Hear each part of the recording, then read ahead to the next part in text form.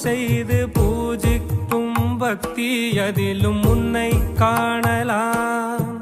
பசி என்று தன் முன் வந்து கையேந்தி கேட்கும் போது தன் உணவை தந்தால் கூட உன்னை காணலாம்.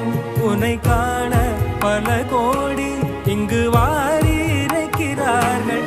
எளிதாக உன்னை சேர இங்கு யாரு நினைக்கிறார்கள். அலங்காரம் அதில் நீ இல்லை, அகங்கார மனதில் இல்லை.